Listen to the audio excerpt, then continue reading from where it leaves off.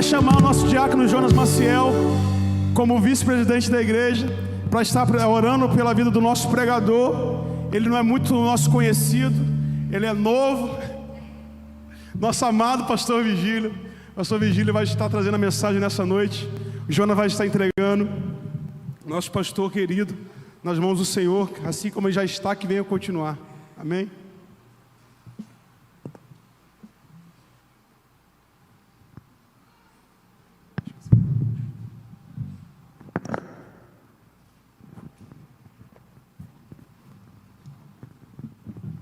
Oremos. Deus bondoso, Deus maravilhoso, obrigado, ó Deus, porque na noite desse dia, ó Pai, se encontra aqui, ó Pai, para trazer a Tua palavra, o Teu Filho, ó Pai, pastor Virgílio, ó Deus. Deus, coloque a Tua santa, boa e poderosa mão sobre a vida do Teu Filho, ó Pai. Deus, que ele seja nessa noite, como sempre tem sido, instrumento afinado, trazendo a Tua palavra, trazendo aquilo que Tu queres aos nossos corações, ó Pai, porque o que ele vai falar não vem dele, mas vem dos altos céus, vem de Ti, para cada coração aqui nesta noite, ó Pai, porque Tu, ó Deus, conhece as nossas necessidades, ó Pai. Cubra o Teu Filho, ó Pai, com o Teu manto santo, o Teu sangue sagrado, ó Deus, revista ele, ó Pai, que ele hoje, como sempre, tem sido um homem de Deus, um homem que verdadeiramente tem colocado a sua vida no altar, na presença de Deus. Eu creio e tenho certeza que hoje não será diferente, que ele será a boca de Deus, será instrumento do Senhor, afinado para as nossas vidas. Que Deus abençoe ele, que Deus abençoe a nossa igreja, e que ele seja esse homem valoroso na presença do Senhor. Que Deus abençoe, e nós o agradecemos. Damos graça a Ti, ó Pai, obrigado por tudo, seja com o Teu Filho, e que ele fale aquilo que nós necessitamos de ouvir nessa noite. Te agradeço em nome de Jesus pela vida dele, hoje e eternamente. Amém, ó Deus. Graça e paz, igreja, amém? Glórias a Deus, podeis assentar. Glorificado seja o nome do Senhor.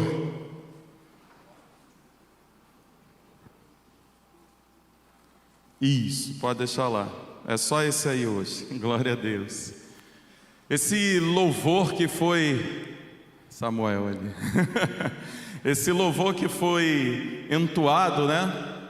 Ele diz assim: o choro pode durar uma noite, mas a alegria vem ao amanhecer. Eu gosto muito desse versículo porque muitos de nós, não é diretamente com a mensagem, mas eu ouvi o versículo e me deu vontade de comentar sobre esse versículo. Muitos de nós olhamos para esse versículo e entendemos, então, o meu sofrimento, a minha tristeza, o momento difícil que eu estou passando, eu hoje vou orar, vai passar essa noite e amanhã vai estar tudo melhor. É uma das formas diretas, literárias, de olhar para o texto e entender. Mas estudando e ouvindo tantos pregadores falando sobre esse versículo, eu encontrei uma interpretação muito interessante. Diz assim, ó: o choro pode durar uma noite, mas a alegria vem ao amanhecer. Quando ele fala uma noite, ele está falando de um momento difícil, ele está falando da escuridão, ele está falando das trevas, ele está falando talvez do mal, do sofrimento.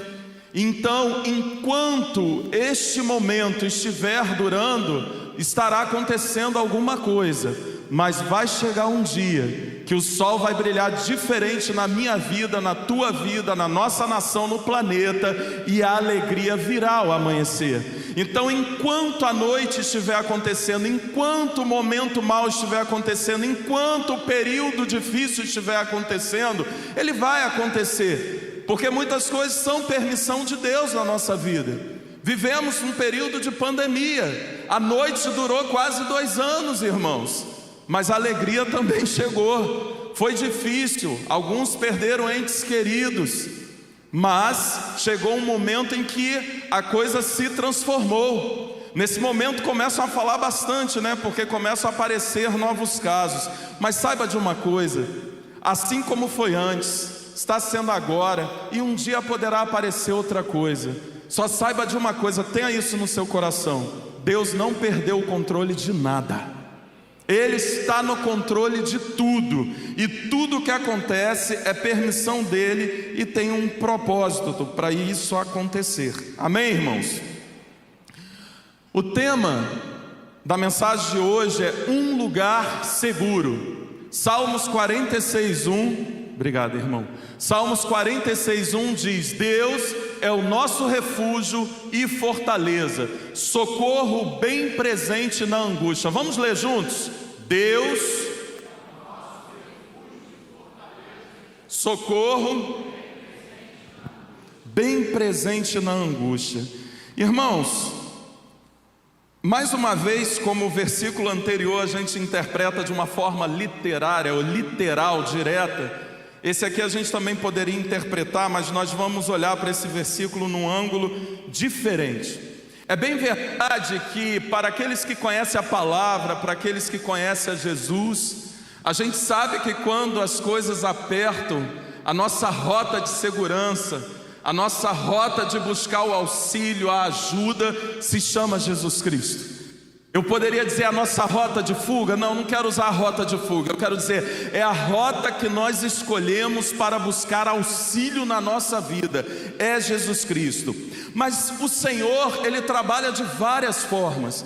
Ele é a nossa fortaleza, Ele é o nosso refúgio.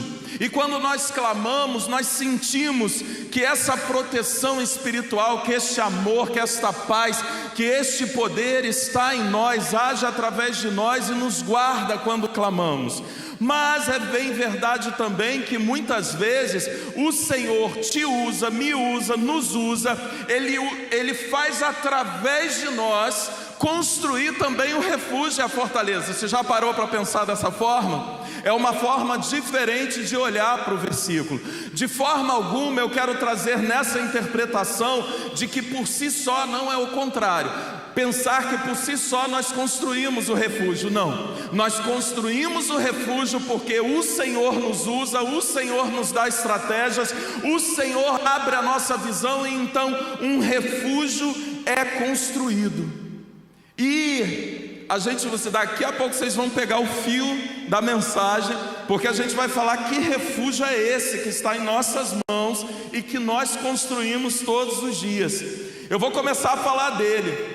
Tem uma frase, muitos aqui, os mais próximos e quem me acompanha sabe que eu gosto de viajar bastante, O pessoal no trabalho fala, mas não é porque eu estou sempre viajando, o pessoal até brinca comigo, fala que eu tenho muitas férias ao longo do ano. Aí eu falo, não é férias não, irmão, é que toda vez que eu viajo a trabalho, eu aproveito. Eu vejo diante de mim uma oportunidade, e aí eu dou aquela esticadinha no final de semana, e o pessoal acha, não, pastor Vigício sempre está de férias, tem férias o ano inteiro. Mas é porque eu gosto de conhecer novos lugares, gosto de conhecer novas pessoas, gosto de conhecer as culturas. Então eu gosto muito de viajar, me dá muito prazer viajar. Só que tem uma coisa muito interessante que eu aprendi ao longo da vida. Agora não, mas entre 2008, na verdade 2003 até 2010, por causa do meu trabalho eu viajava bastante. Eu acho que eu passava quase mais tempo fora ao longo do ano do que em casa. E aí quando e como eu gosto de viajar, era muito legal ir a todos os lugares e conhecer os lugares. Mas você sabia que ao longo do tempo, quando você é solteiro, eu acho que os momentos, os ciclos da vida mudam, Então você está ali aberto a descobrir tudo isso. Aí você se casa, já é um pouco diferente. Você já sente falta, começa a sentir falta e saudade quando você está viajando. Irmãos, quando vem os filhos então, aí você já vai para os lugares e você fala assim, é bom estar aqui, mas melhor ainda é voltar para casa. Quem conhece essa frase? Quem já ouviu essa frase? Ou já falou essa frase? É muito bom viajar, mas melhor ainda é voltar para sua casa. Irmã Márcia adora essa frase aí. Ela fala que a cama é diferente, ainda tem uns aspectos físicos. O travesseiro é diferente, a coberta é diferente, o sofazinho da sala é diferente. Você pode estar no melhor hotel, mas chega um momento que você fala, tá, legal, conheci tudo, mas eu quero voltar para minha casa, porque eu gosto da minha casa. Isso, irmãos, a gente vai começar então a falar de um lugar seguro. a gente vai começar a falar de um refúgio que Deus entregou na nossa mão para a gente construir a cada dia. E aí muitos já entenderam onde vai chegar essa mensagem. O nosso refúgio é o nosso lar.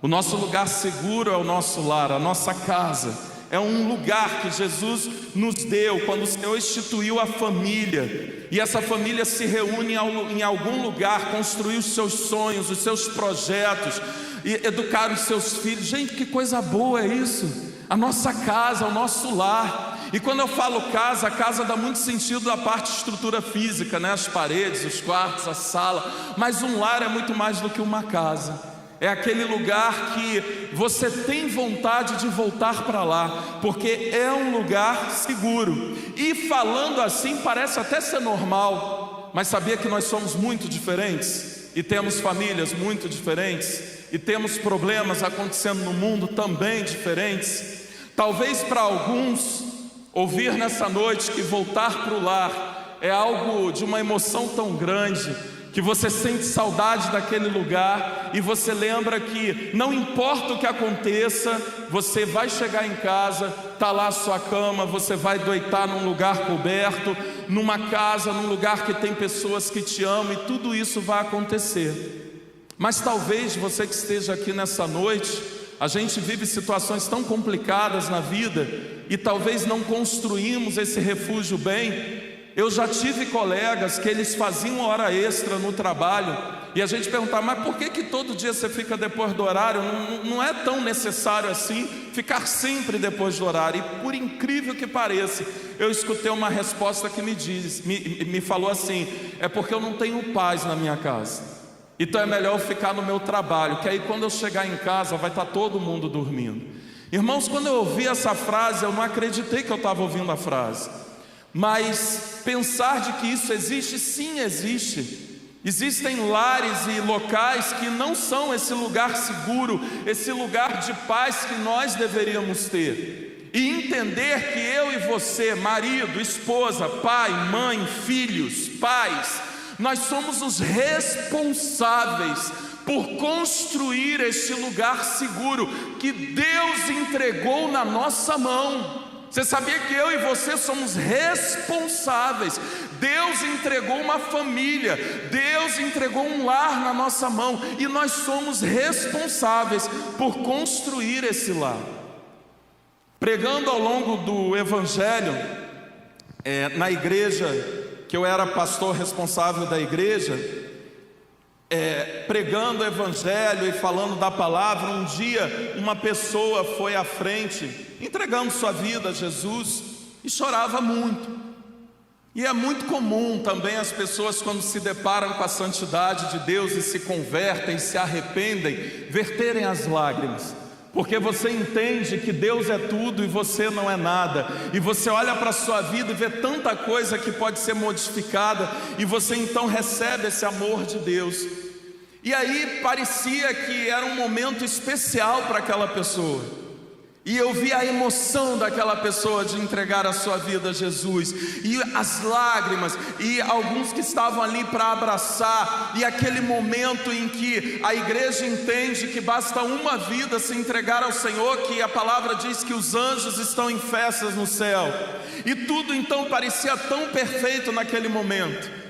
Mas quando o culto acabou, e eu pude conversar com a pessoa estava vivendo um furacão de emoções, porque ao mesmo tempo que ela estava alegre, que ela tinha entendido quem era Jesus, que ela queria servir ao Senhor e se sentiu filha de Deus, ao mesmo tempo ela contou a história de que ela não sabia o que fazer depois para voltar para casa, porque na verdade para ir à igreja ela tinha que fugir de casa, porque o esposo não permitia que ela fosse à igreja, e ela tinha que esperar sair, ela tinha toda uma dificuldade, não dá nem para entrar em todos os detalhes, mas uma vida muito difícil, uma vida de questões verbais, uma série de questões que aconteciam.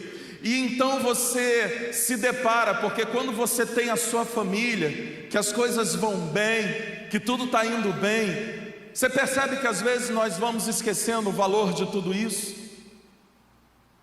Quando eu ouvi aquela história, eu falei: Jesus. E isso é uma história, irmãos. Quantas histórias nós já ouvimos? Quantas situações difíceis nos lares. Quantos filhos que se convertem e precisam também, que para ir à igreja é uma luta tremenda. Quantas dificuldades, quantos lares que não são um local seguro para essas pessoas. E às vezes nós não olhamos para a nossa casa para agradecer ao Senhor por tudo que Ele já fez, por tudo que Ele tem feito na nossa vida, no meio da nossa família. Deus está te trazendo à memória nesta noite a esperança, a alegria. Para alguns, talvez, ouvindo essa palavra, estão olhando para a sua família e nesse momento estão dizendo: obrigado, Senhor, pela minha família. Obrigado, Senhor, pelo meu lar. Talvez alguns estejam ouvindo essa palavra e dizendo: pastor, é esse o lar que eu tenho. É difícil, é complicado, é difícil servir ao Senhor neste lar. Mas nesta noite, o Senhor trouxe uma palavra ao meu coração, ao teu coração, para que nós sejamos usados por Deus e colocamos Deus no centro da vontade de tudo que está acontecendo, que Ele seja o centro do nosso lar, para que a nossa família, irmãos, seja segundo o projeto do Senhor para a nossa vida. No final do dia, a nossa casa ela tem que ser um local de descanso. Não pode ser um local que a gente não quer ir. A gente vai falar um pouquinho mais sobre isso. Eu fiquei, algumas das viagens que eu fiz, teve uma viagem que foi a maior. Eu fiquei 40 dias fora de casa. É verdade que já viajei também por 10 meses, 1 ano, mas nesse período a minha esposa foi comigo, nós não tínhamos filhos. E nessa viagem que eu fiquei 40 dias fora de casa, foi uma viagem que os dois já tinham nascido, Vitória e Mateus, ainda pequenos.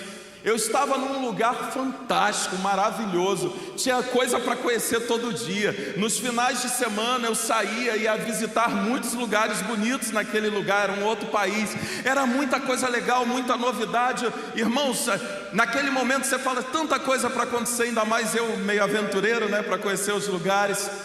Mas irmão, quando eu voltava para o hotel e aí eu pegava o telefone, ligava para casa, aí eu conversava e tinha que segurar o coração, porque quando eu ouvia a voz de cada um deles, aí eu segurava, quando eu desligava aquela videochamada, irmão, eu chorava igual criança sozinho no hotel.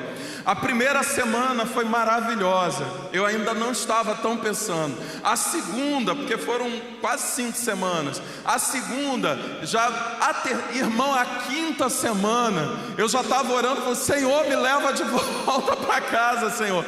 Eu preciso ver os meus filhos, ver minha esposa.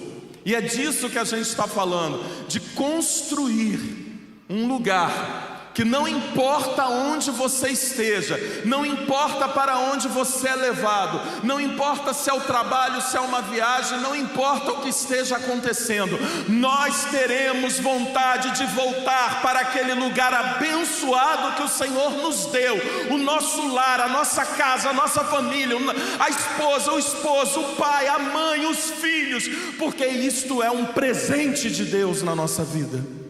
É isso de que nós estamos falando nesta noite.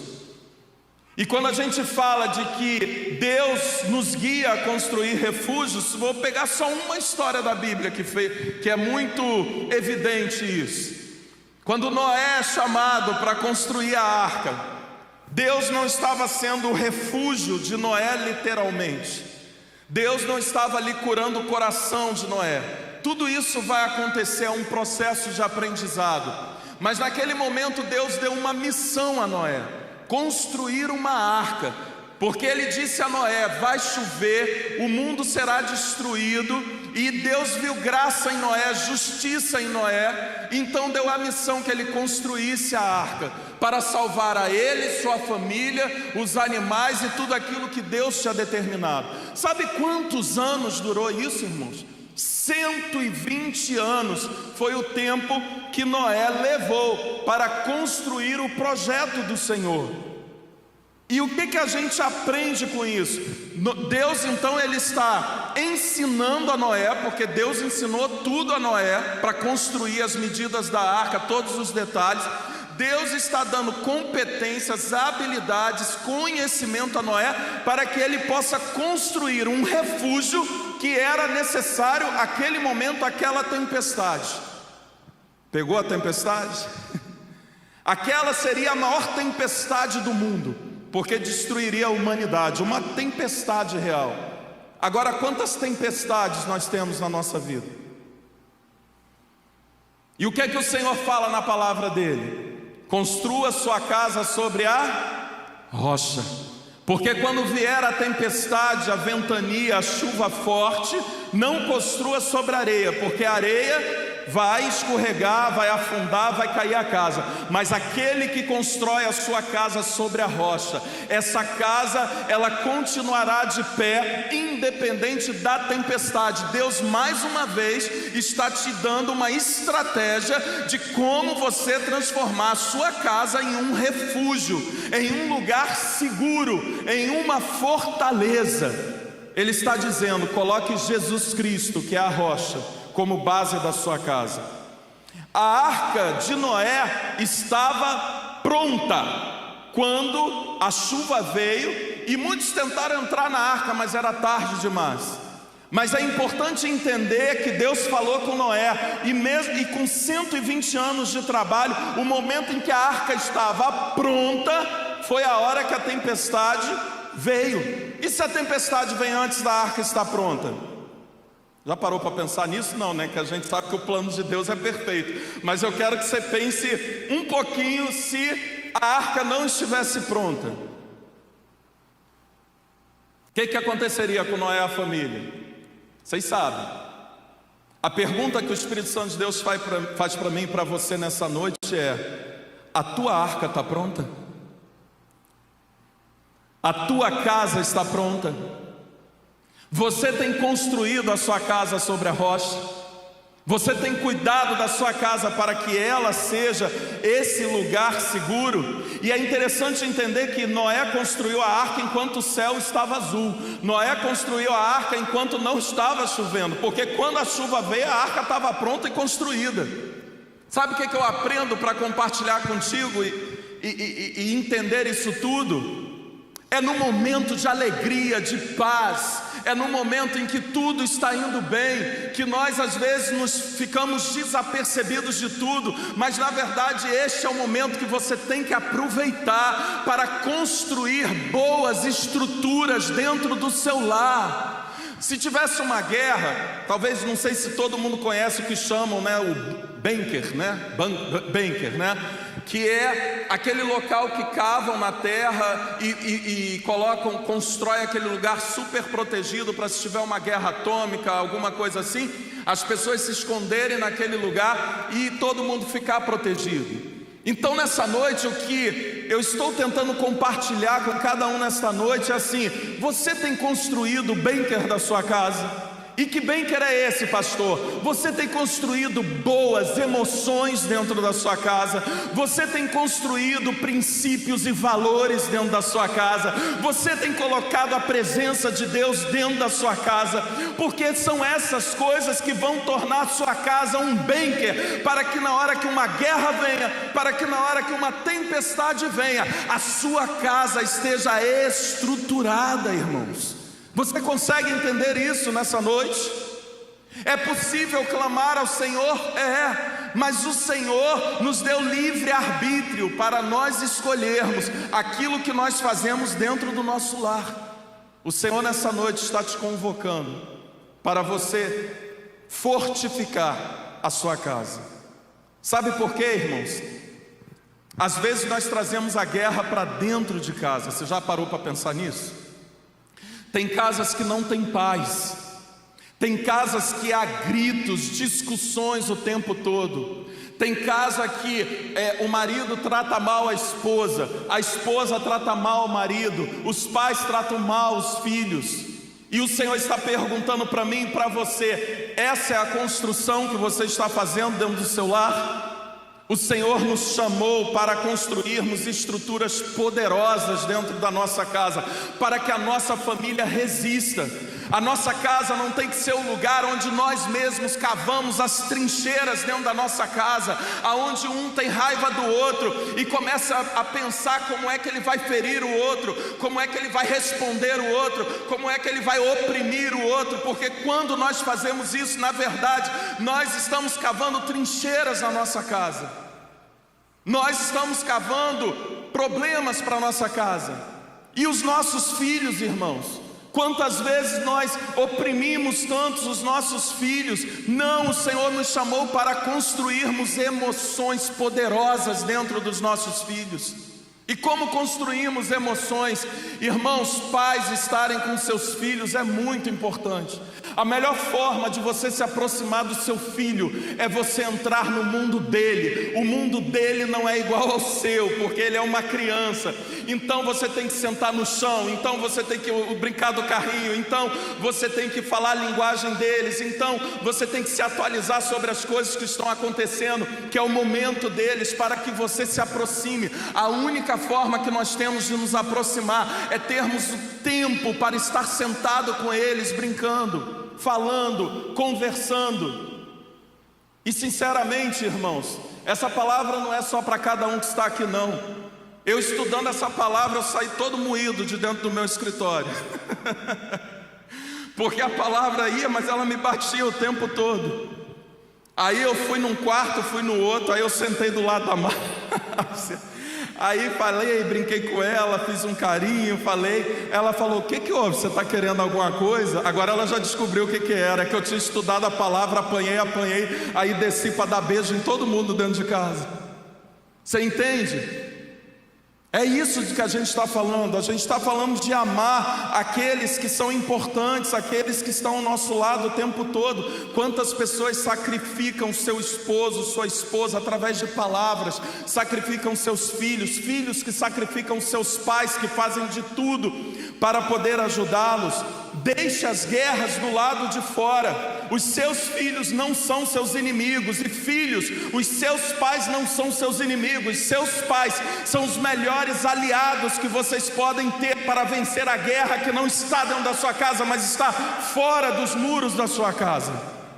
O mundo jaz no maligno e o inimigo veio para roubar, matar e destruir. Então, filhos, os seus pais são filhos de Deus, servos do Senhor, orientados para ajudar vocês a vencerem as guerras que estão lá fora no mundo.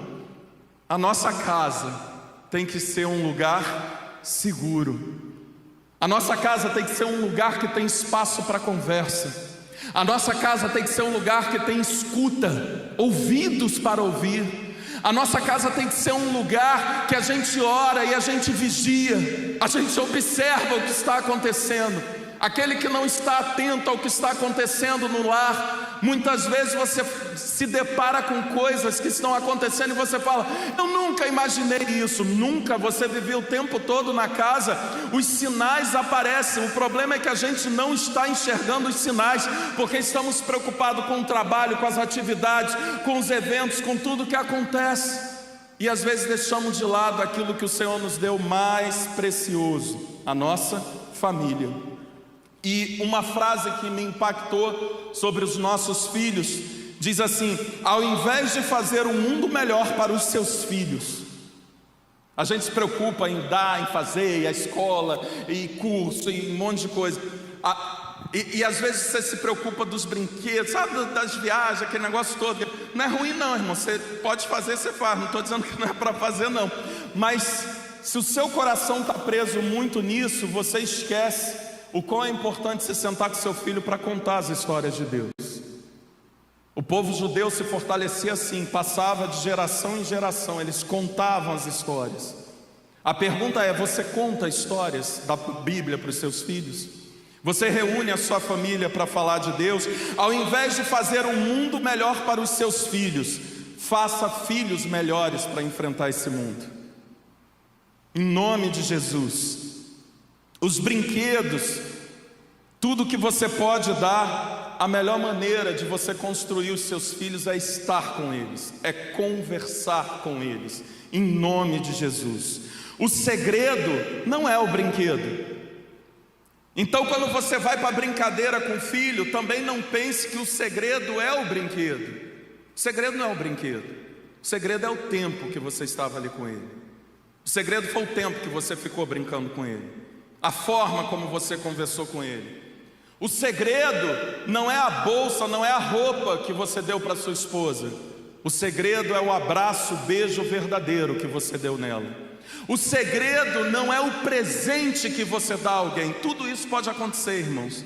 O segredo é a presença que você tem dentro da sua casa, a presença que você tem com sua esposa no restaurante, a presença que você tem quando você está com a sua família.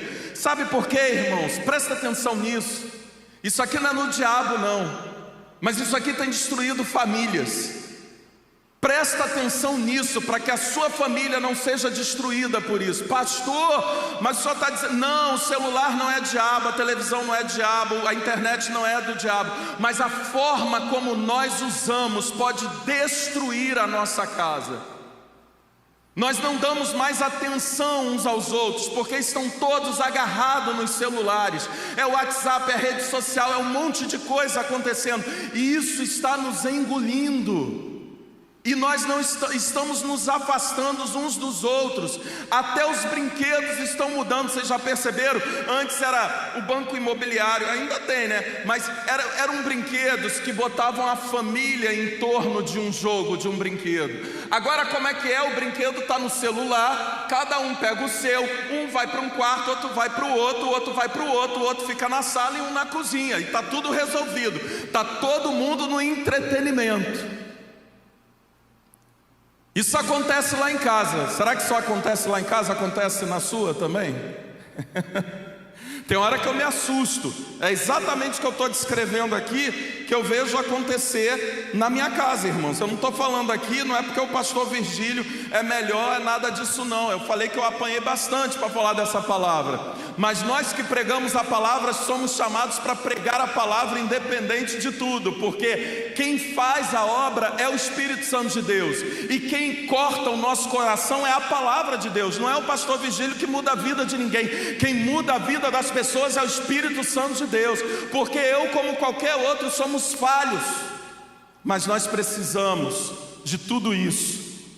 Não adianta nada você ganhar o mundo e não ter onde voltar para celebrar.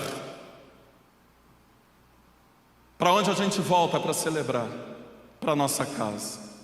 Para onde a gente volta para celebrar um Natal para nossa família?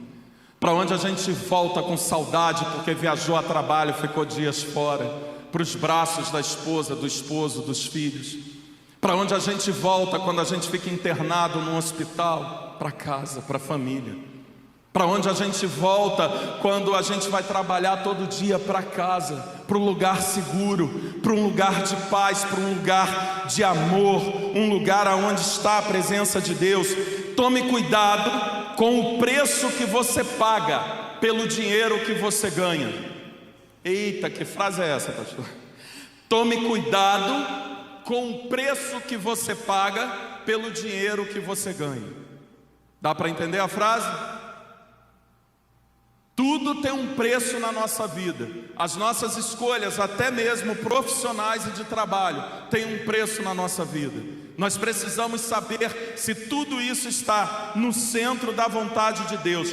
Vale mais dividir um almoço simples com sua família ao redor de uma mesa do que estar sozinho no melhor restaurante do mundo. Consegue sentir essa frase? Olha o que Deus está falando contigo nessa noite. É para cada um aqui, é para mim e para você. Vale mais um almoço com sua família, simples, todos em volta de uma mesa, brincando, falando. Cria uma cesta na sua casa e fala assim: todo mundo bota o celular aqui na hora de almoçar e jantar. Estou dando uma dica, é conselho. Tu cria um lugar na sua casa e fala: ó, agora é a hora da refeição. Todo mundo bota o celular, que isso está sendo criado até por colegas de trabalho. Sai, vai para o restaurante, porque senão fica todo mundo separado. Aí fala: bota todo mundo aqui. O primeiro que pegar vai pagar a conta. É assim que funciona no mundo corporativo. A gente sai para almoçar, aí bota todo mundo celular ali e fala: o primeiro que pegar paga a conta inteira do restaurante. Já viu que ninguém encosta no negócio, né? Na tua casa, cria um lugar também, de vez em quando. Vai sentar à noite para conversar, de manhã, um almoço, um jantar. Cria um lugar, bota todo mundo celular lá e vamos curtir, vamos nos olhar, e vamos nos ouvir, e vamos falar de Deus juntos, e vamos aprender tudo isso. E para encerrar essa mensagem, tem mais uma história que eu quero contar, uma história da minha vida. Eu já até antecipei um pouco aqui, mas eu vou falar de outras. E a Márcia conhece muito bem, porque ela sente bastante isso que eu vou falar aqui. Então eu contei que eu gosto de viajar, e a gente viaja para vários lugares. A gente faz várias viagens curtas, irmãos, não é? O desafio financeiro vem para um monte de gente também, cada um com os seus desafios, mas tem os seus desafios. Mas a gente gosta de ir a Penedo, a gente gosta de ir a Resende, a gente gosta de ir a Minas Gerais, a gente gosta de várias cidades visitar. E aí é muito comum, por exemplo, a gente foi numa cidade, aí a gente viu o teleférico, foi São Lourenço, aí a gente viu o quadriciclo, a gente começou, só que fomos eu e minha esposa, e meus filhos ficaram por causa da escola. O que a gente sente? Aí a gente fala assim: ah não, a gente tem que voltar aqui para trazer as crianças. Nós já vivenciamos isso muito, porque também não é que você tem que fazer, mas é bom de vez em quando você viajar só com seu esposo, sua esposa, é necessário isso. Eu estou trazendo essa história para falar de família, de amor, de construção. Então o que acontece? Você vai a alguns lugares com a sua esposa, aí você vê aquele lugar, e quando você vê criança? Mateus ficou em casa, Vitória ficou não sei aonde, não sei, deixamos com não sei quem. E alguns lugares você fala: não, aqui a gente tem que voltar com as crianças, que eles vão gostar desse lugar. Sabe o que significa isso, para encerrar essa mensagem? Quando você constrói uma família, quando você constrói um lugar seguro, seja você, famílias têm de várias formas, várias estruturas, às vezes é o marido e a esposa, às vezes é a mãe e os filhos, alguém partiu. Então eu estou falando aqui de família, os que estão convivendo ali juntos. Quando você constrói uma família como um lugar seguro, segundo a orientação de Deus, e ela se torna refúgio e fortaleza, deixa eu te explicar agora o segundo mistério dessa história. O primeiro é que a nossa casa, todo mundo quer voltar para lá porque é um lugar seguro de paz. O segundo é que quando esse projeto ele é bem sucedido e está bem construído, sabe o que acontece? Não importa onde você esteja, quando todos estiverem juntos, a fortaleza e o refúgio te acompanham. Você muda de cidade e te acompanha, você viaja com todo mundo e te acompanha, porque aonde estiver a sua família, ali estará um lugar seguro que Deus te deu. Amém, igreja? Que cada um de nós possa cuidar da nossa família. O Senhor te trouxe aqui nesta noite, você que está ouvindo de casa, só para você ouvir isso nessa noite. Cuida do seu casamento. Tem aqui pessoas recém-casadas, tem pessoas com 10 anos, tem pessoas com 20, 30 anos, mais de 30 anos de casamento. Não importa o tempo, cuida de cada um. Eu quero convidar o Ministério de Louvor para estar aqui, a irmã Márcia. Nós vamos louvar ao Senhor, em nome de Jesus. Peguei de surpresa? Não combinamos isso, né? Mas nem tudo dá para combinar, tem coisa que você deixa fluir, né? Não sei, mas eu gostaria de cantar aquele louvor, Quero Conhecer Jesus, tá? Conhecem? Amém. Nós vamos louvar ao Senhor. E eu quero conhecer Jesus. Me veio outra reflexão aqui na mente que eu quero compartilhar enquanto eles estão chegando, se preparando. Existe uma história que a maior parte de nós talvez já ouviu. É uma história que é contada em palestras motivacionais. E a gente vai desconstruir algo que eu levei um susto quando eu descobri, porque eu mesmo já tinha usado essa história para pregar e para ensinar um monte de coisa. Você já ouviu a história da águia? Que a águia, ela é aquele pássaro que quando chega a uma certa idade, eu não me lembro agora, 60, 70 anos de idade, ela então fica com o bico grande, as garras grandes, e aí ela precisa subir a um lugar muito alto, tem até número de dias, ela fica ali uns 150 dias, e diz que ela começa a bater o bico para arrancar o bico, para nascer um bico novo, e que ela arranca as unhas e tudo isso. Sabe o que eu descobri, irmãos? Essa história é uma mentira. Impactou aqui um monte de gente agora, mas você pode pesquisar lá que você vai descobrir. Essa história, na verdade, não existe. É uma ilustração que foi criada para passar uma mensagem sobre essa história, de que a gente se renova e que o tempo passa e a gente consegue se renovar. Mas na prática, se você for estudar a história biológica da águia ali, não existe essa história. Irmãos, eu contei essa história com a maior convicção da minha vida. Quando eu olhei para o negócio, eu falei, gente, caramba, eu usei isso um monte de vezes, e a história é mentira. E depois eu fiquei refletindo sobre isso, e eu falei assim, sabe que tem um negócio nessa história aí que não pegava bem? Que falava assim, a águia vai lá, bate o bico, ela se transforma, né, para ela se transformar. Só que, na verdade, irmãos, quem transforma o ser humano é Jesus Cristo.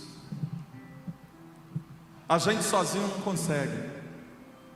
Quem transforma o nosso coração é o Senhor Jesus. Quem transforma o nosso temperamento é o Espírito Santo de Deus. A gente tem livre-arbítrio para querer. Querer você precisa querer. Mas quem tem poder para nos transformar é o Espírito Santo de Deus. Quem tem poder para mudar quem nós somos é Jesus. Nós somos transformados pelo poder da palavra e do Espírito Santo de Deus.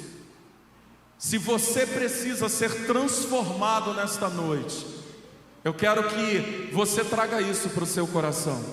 Talvez ouvindo essa mensagem você pensou, eu preciso mudar o meu temperamento dentro de casa, eu preciso de mais mansidão, eu preciso de mais domínio próprio, eu preciso de mais amor, eu preciso trazer fidelidade para dentro da minha casa.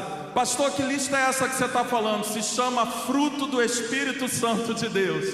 Então, para quem tem o Espírito Santo de Deus, precisa apresentar o fruto do Espírito: a fé, o amor, a paciência, a mansidão, o domínio próprio.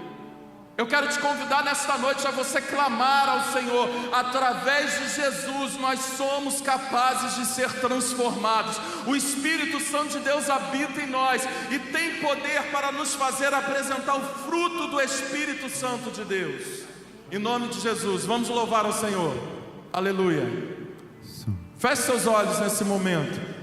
E durante este louvor eu quero que você esteja falando com o Senhor. Senhor, eu entendi essa mensagem, eu quero que minha família, minha casa, esse projeto chamado família seja um lugar de paz, um lugar de amor, seja um projeto de Deus abençoado. Mas quantas vezes eu erro, quantas vezes eu falho, quantas vezes eu exijo demais da conta, quantas vezes eu não podero a minha voz, quantas vezes eu brigo dentro de casa, eu grito dentro de casa. Mas Senhor, eu quero clamar o Teu Espírito Santo nessa noite, que eu seja transformado pelo poder da Tua palavra e do Teu Espírito, porque eu entendi que eu tenho responsabilidade em tornar a minha casa um projeto das mãos de Deus, mas que foi entregue também em minhas mãos. Papai, mamãe, marido, esposa, entenda isso nessa noite. Feche seus olhos e comece a orar e clamar ao Senhor. Comece a orar pela sua família, comece a orar pela sua casa. Eu não sei se o filho partiu e precisa voltar, eu não sei se há feridas no seu coração, eu não sei se hoje você talvez esteja chorando, mas o choro pode durar um tempo, uma noite, mas a alegria vem ao amanhecer. E Jesus Cristo pode fazer isso na sua vida. Basta você querer conhecê-lo e colocá-lo na sua vida e na sua casa. Aleluia, Jesus. Glorificado seja o Teu santo nome, Senhor. O meu orgulho me tirou do jardim, sua humildade colocou jardim em mim. Se eu perder tudo que tenho em troca do amor, eu faria.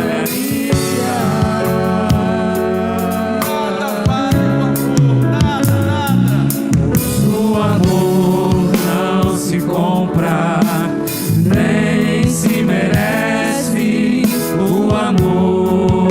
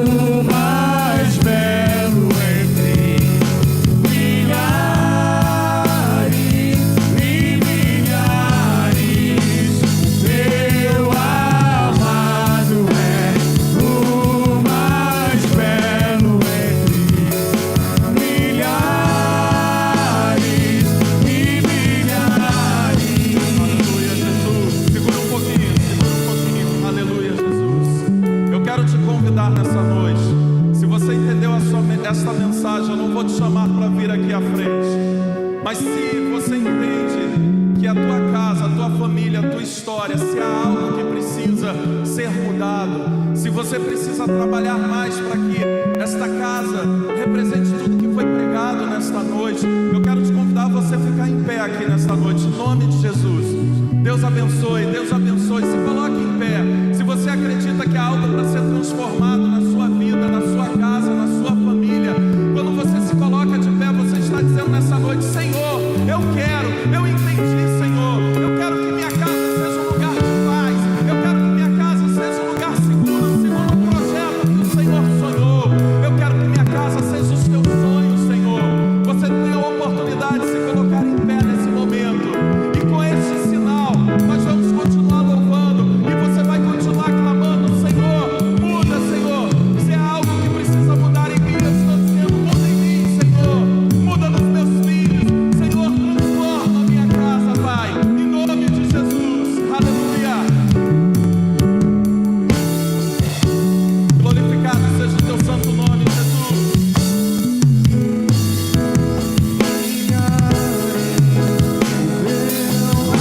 Amado é o mais belo entre milhares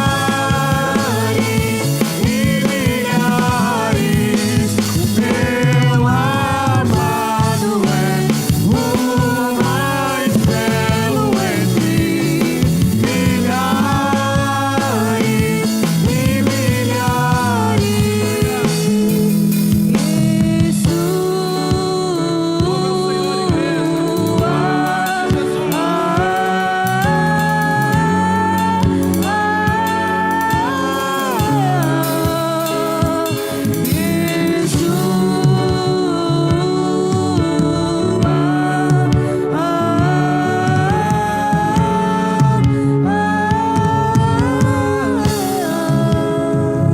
Aleluia, Jesus. Eu quero interceder por cada pessoa que está em pé, cada família. Muitas vidas dizendo: eu quero este Jesus na minha casa, eu quero transformar algo dentro do meu coração. Talvez alguns de vocês estejam dizendo: eu já tenho Jesus, eu já conheço a palavra, mas há coisas que ainda precisam ser mudadas e transformadas. Senhor, nesta noite nós te clamamos, ó Pai, não porque merecemos, mas é por tua graça, tua misericórdia, Pai. Senhor, toma a vida de cada um aqui nesta noite que está dizendo: Senhor, eu preciso de Ti, eu preciso dessa transformação, Pai.